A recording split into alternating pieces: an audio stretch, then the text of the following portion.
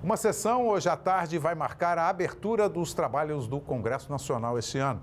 Ao vivo de Brasília, a gente conversa com Glauco de Queiroz, que traz as informações para a gente. Glauco, boa tarde.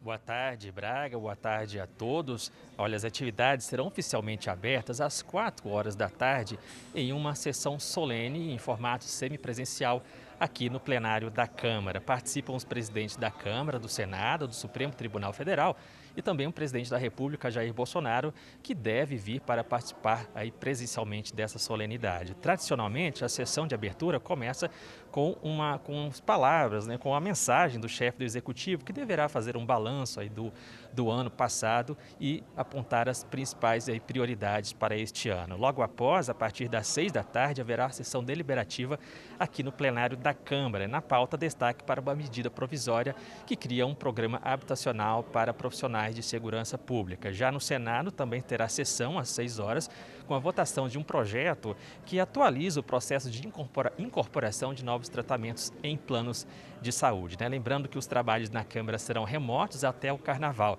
Já no Senado, permanece o sistema semipresencial até segunda ordem. E para este ano, os parlamentares devem evitar pautas polêmicas, pelo menos até o mês de abril, à medida em que avançam as discussões e as conversas sobre as eleições. Vamos ver mais detalhes, informações sobre esse assunto na reportagem de Selma Dias. O ano legislativo começa de maneira tradicional com uma sessão solene reunindo os chefes dos poderes.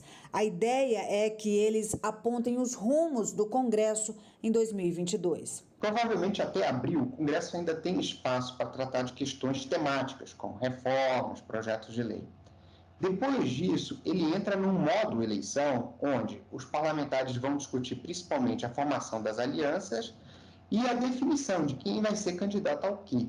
Em ano eleitoral, o Congresso não costuma aprovar as chamadas pautas impopulares, com grandes impactos econômicos, como privatizações e reformas. Tradicionalmente, esse é um ano que essas pautas mais polêmicas elas não são votadas.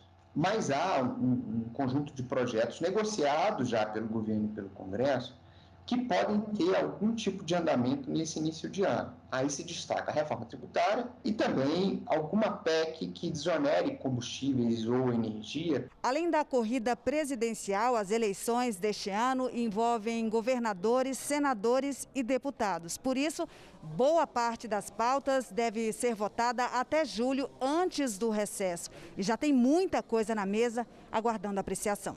Na fila, 36 vetos presidenciais e 32 medidas provisórias.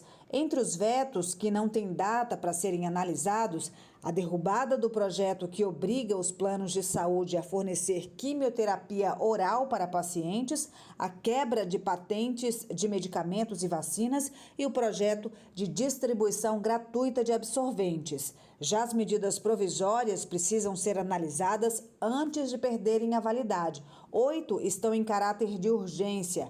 A que define regras para a incorporação de novos tratamentos pelos planos de saúde, por exemplo, perde vigência já no próximo dia 10. A articulação do governo com o Congresso nesse período se dá muito também em função do processo eleitoral. O governo e os seus partidos aliados querem mostrar muito serviço para os eleitores e, ao mesmo tempo, a oposição tende a não querer a aprovação de coisas que possam prejudicar o seu desempenho na próxima eleição.